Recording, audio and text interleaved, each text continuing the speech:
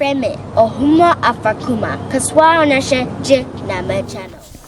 Abusia memo akwa aha ye ginya me channel so ye samba besua de bio ewia fofo apie there's a new dawn Gen Z fo ebi ye ni nkomo a ekoso ko social media platforms ni nyina no TikTok, Instagram, Facebook, WhatsApp status ni nyina no nkomo a obia edi young guy free America call Ghana friend no ISHOWSPEED obia ka ho asem for the past 8 to 9 months ni no this topic no Lumba topic no a trendy be brave pa ama I think say this the time the only time for so many months no me who say topic for asan wa be trendy a etwa na obia ka ho asem for the past 1 week ni dey obia ka ho asem ade say me no me ni che ISHOWSPEED American boy be already 21 years ya wono Ohio Cincinnati da ne maame Ghana ni social media influencer ye kan social media influencer na omo enom ye social media influencer nkasa ne TikTok ne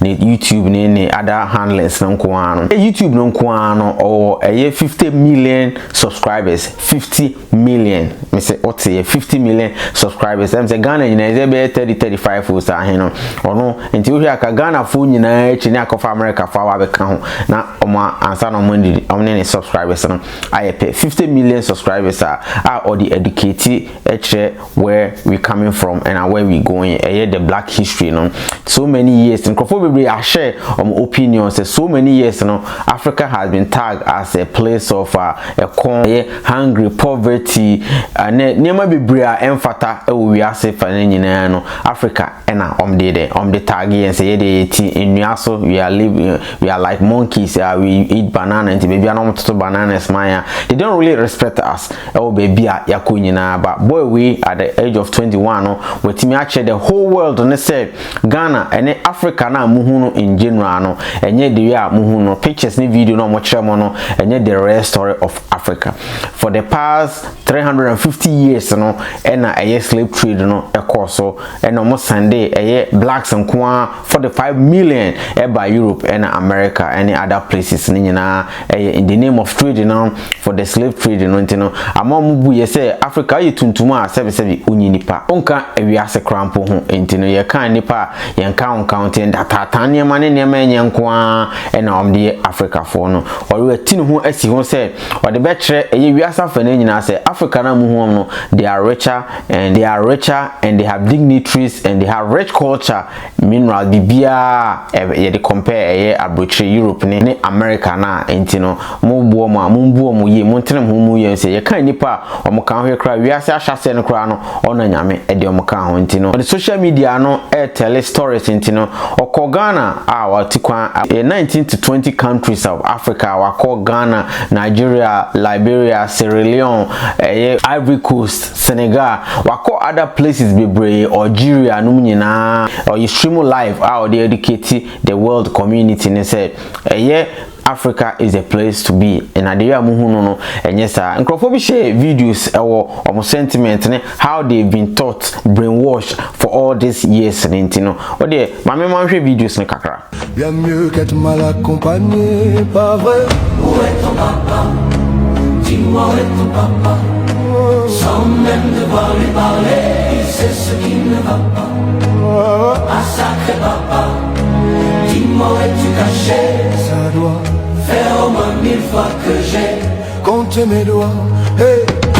Où t'es papa où t'es papa où t'es papa où t'es papa où t'es papa où t'es papa où t'es papa où t'es papa où t'es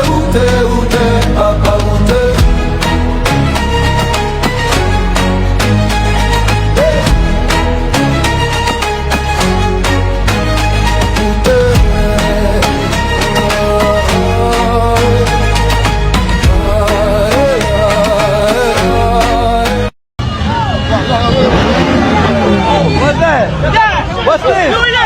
What's this? What is this? What is it though? Bronze. Give us money. Give us money right now. Give us money. You got cash? You got cash? No. Anybody got cash?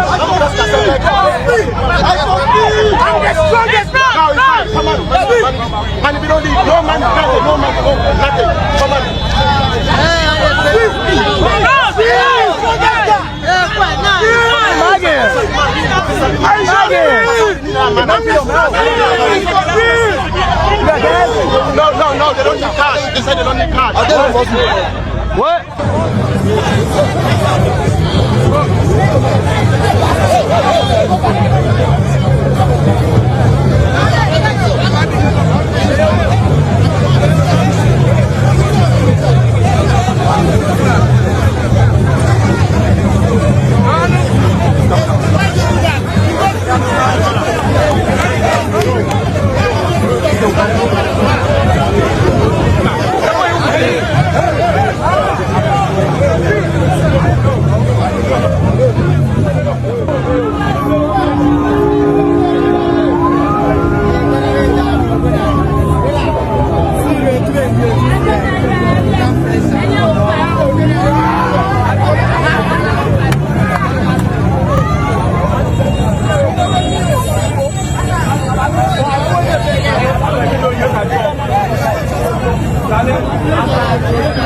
They cook the love, Ghana the love, Peter Nigeria the love, cook the love, South the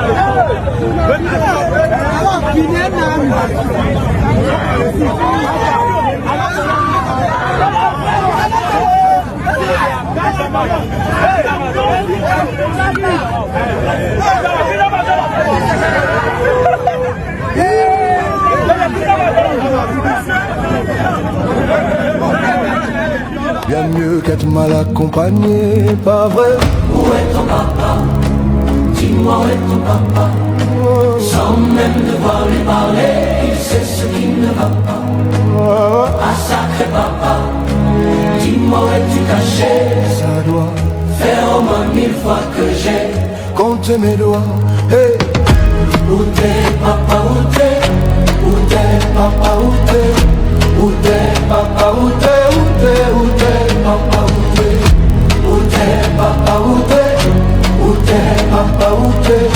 Où t'es papa, où t'es? Où t'es, où t'es papa, où t'es? Time of call Ghana and other places no wahwe eno kakra na woman bi so ewo America no so react to some of the videos no hu ye nti no mame man hwe woman so de na tie nsem na woman kan na ISHOWSPEED is probably one of the most dangerous black men in the world right now, and not for the reason you think. Dangerous because he's dismantling centuries of propaganda in 60-second clips. For generations, Western media and power structure spent billions in painting Africa as savage, dangerous, poor, working tirelessly to divide Africans on the continent and our family in the diaspora. Made many black Americans believe they would be hated here, that they would never belong. Then a young black streamer from America lands in South Africa, Angola, Kenya, Rwanda, and what happens? Love. Country to country, city to city, overwhelming love. Artists hand him portraits, kids chant his name, elders bless him, street vendors feed him real food. Every city, every border, welcome home. Now, some will say, well, he's famous, of course he gets love. But fame didn't protect him everywhere. In parts of Europe or Asia where he is just as known, he was met with racial slurs, monkey noises, people literally throwing bananas. On this continent, he is valued, respected, protected and celebrated. Here's why this matters more than you think. Speed's audience is young. Millions who've had zero touch points with Africa beyond negative headlines and history classes filled with lies. He's not just talking to people who are already aware. He's introducing a lot of new people, the next generation, to a side of Africa they desperately tried to hide. His live streams show real kindness. He's making respect for Africa go viral. He's changing the message from be careful to you must visit and experience this for yourself. This matters because narrative shapes movement. When a 16-year-old black American in Chicago who's been told his whole life that there's no food in Africa watches Speed taste local food in Zimbabwe and say, why is the meat so good? It breaks that lie in seconds. Now imagine black teens across the Americas. Watch how people on the continent embrace Speed like a cousin. Something shifts fundamentally. Maybe Africa isn't just struggle. Maybe Africa is me. And that's the danger. Dangerous to a long-running story that kept many away from the continent, away from its people, talent, and opportunities. Once you witness the love and feel seen, the old script stops working. You start planning trips that will build bridges, lead to real meaningful relationships, cultural projects, and business ideas. That means money, skills, and attention flowing toward African cities, not away from them. I left Germany behind and build a new life in Africa, because what many of us already knew, ISHOWSPEED is proving live and reminding everyone who missed it. This is home. Africa is where we are valued, welcomed, respected, and able to build.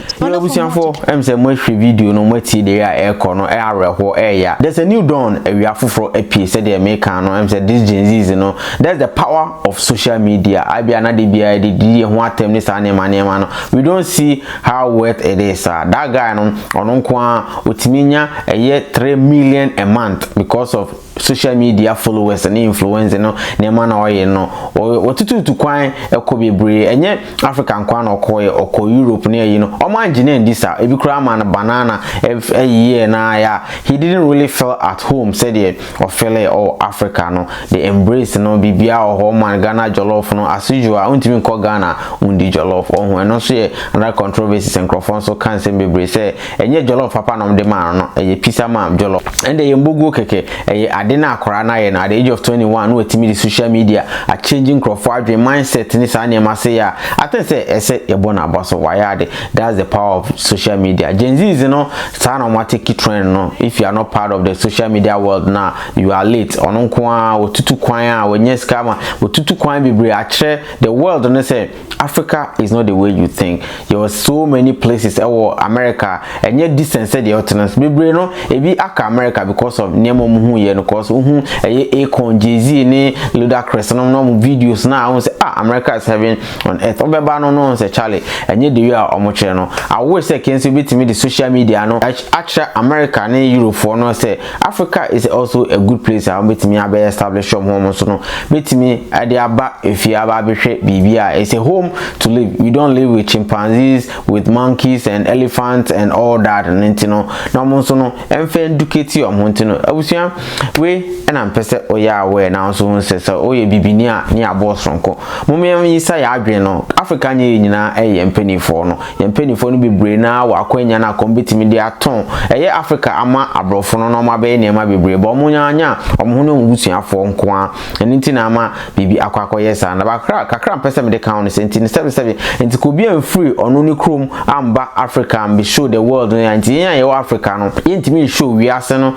the way aye country ne tie ko ye kra na timi nya good pictures ni videos na bitim de share the world no apotro am say Africa is not the way ya brainwash mo no answer na obi aba no aba be kire otu okonima places bebre ama me hu say ase Africa for no ye ni nji ye de ho baby awo no ye nji o ntumu sa oho enti no ko bi ama anka ye ntimi yonkrofo bebre betimi aye niema bebre we say betimi akofa but yonkrofo no they are not doing it and yonkrofo no be ya atemdidie ene sa niema agrada afia hwoa ene opambo ne sa niema no lumba ho nsem no enko na de den na yede say ho abitim de aye niema bebre enti no ISHOWSPEED kudos to you why at the age of 21 watch say onso no oye nipa ntuntum a wani abia pese timi de watch say odibetim de social media no enso no abie nkrofo ni de aye niema bebre obi abi hu de ye because of social media enti no oti ba bi obi hu de ye de oye enti no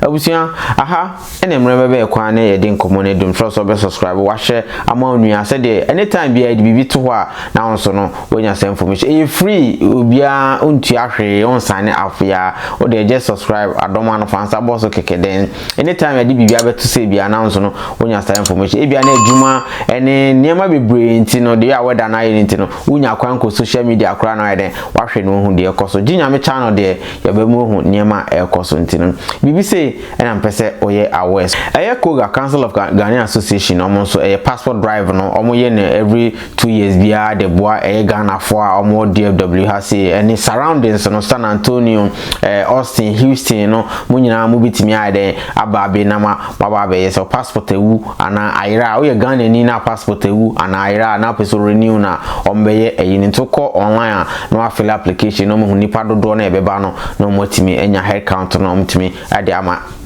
embassy for naba aye Dallas no aba be passport drive no ntini no so save sika bebre say de ombo kan ko Washington sa ne mane ma no oho ntino ebe save pa so ye ansa no waba member premises on aba beye cause omo be ba nyina o ma application nyina de ntomo ba no be bo mo sa na few touches bi keke confirmation bi no ma to aso oba na be fele wa ha e be delay wanya on senka obe waste time ntino eno ho asem no eye ochema association under the umbrella of Kuga no omo ye taxes in say Trump ba no wasesa niema bibre e o tax nim eso hu de eye oye overtime ahia ye till no tax on tips no any overtime ne sa niema ni nyina ese hu ni nyina Trump de otifrim de ode ka ho de we ode ani sa nyina ntino san komo questions ni nyina ode ba omo expert ho no mo eye just online eye zoom ntino fly na de so no betimi afre edru ho no ma Sunday after church eye Sunday ebe ya eye 1st February ntino